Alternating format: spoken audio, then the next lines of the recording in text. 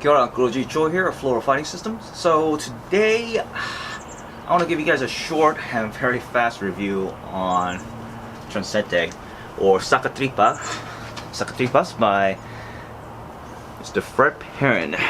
For those of you who already know Mr. Perrin's work, he literally does not need any introductions. But this is kind of a unique piece that I don't see on a regular basis and I managed to get. That's why I wanted to share this with you guys. And why it's very interesting is classical blade. Tranchete is the official name, I believe, that's named for this particular type of knife that's originating out of Europe. It is also known commonly in northern Mexico and southern Texas region as Saca Tripas. The way I was told, Saca Tripas was what you use an agricultural tool to actually remove livestock's guts. Literally, Saca Tripas literally means suck the intestines out, or tripas as the intestines thingies. So quite descriptive on its name itself, but what a beauty. Here, bring it out close to you guys. So it's got this wonderfully naturally caused patina because prior to my acquisition of this blade set as a safe queen for close to a decade plus. The edge is not as razor as it could be, thus I won't be able to do a lot of the demonstration with this because this already has been taken. Shout out to Matt, thank you again. Just wanted to give you a quick look before you get your blade in. So this is his now, so just gonna do a short review so I can share it with you guys. It's already taken for. And you can see Mr. Perrin's signature stamp right there. But guys, what a beauty. Look at the patina and look at the edging. It's almost like polished like. Love that look.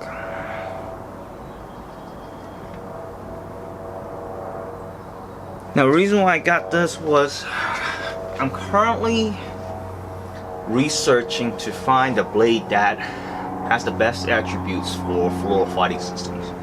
So in FFS we have a knife method called the underhand knife method.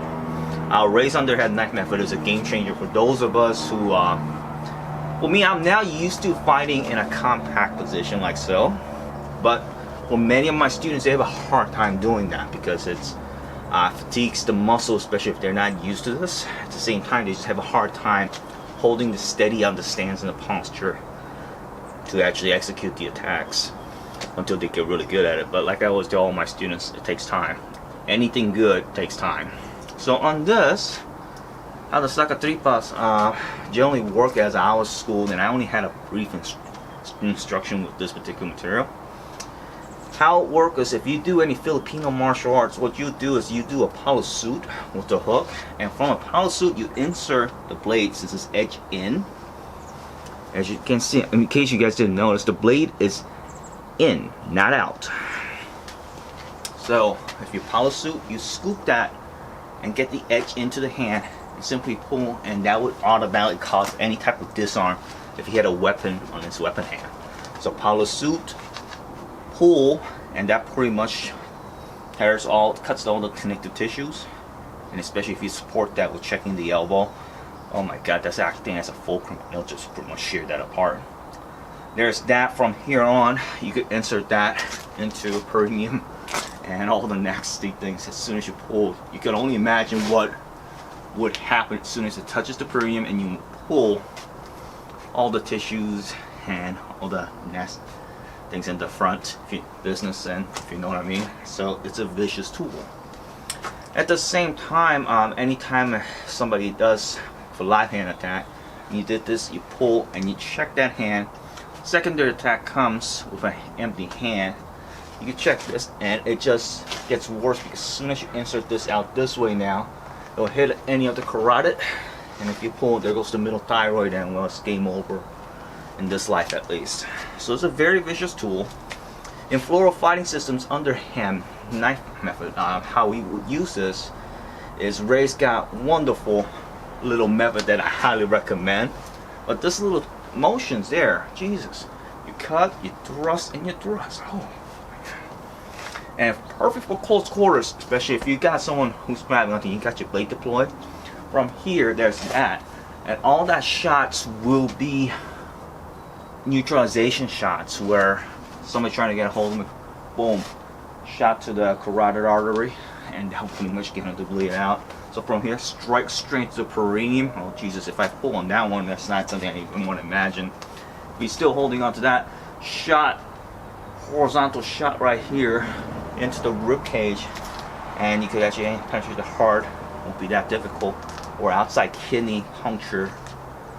It's no effort with a knife like this, and it's one of those places that scares me half to death just even thinking about it. So there you go, guys. Tranchete. And here's the scariest part.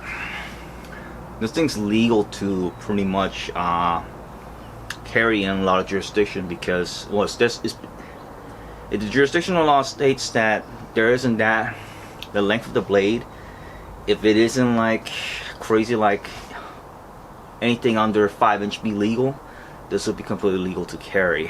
Not to mention because it is a slip joint, meaning what slip joint means, ladies and gentlemen, there's no lock.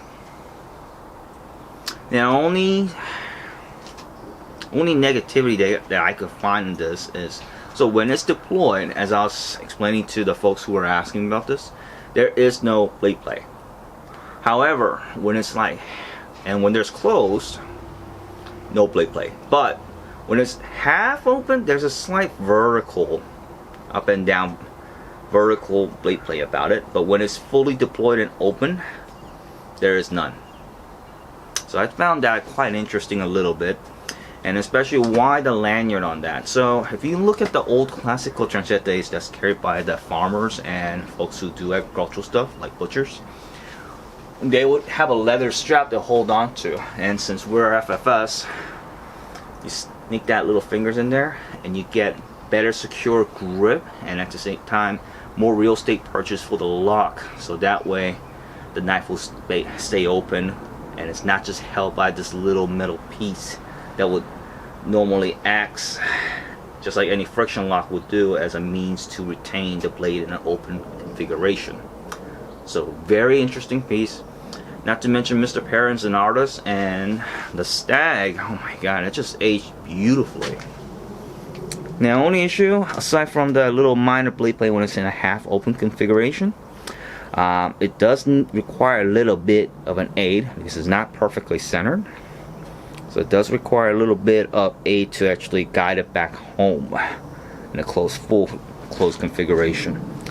But the carrying is super easy, and a lot of my teachers actually do prefer the palazza pocket sticks, or dulawalos, or dulu, in something like a stack format. In their hands, this would be something that I'd be very scared to see what they would do with it. Alright, there you go, guys. Saca Tripas by Mr. Perrin.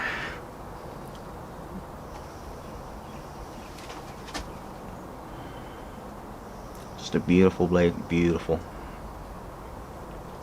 Alright.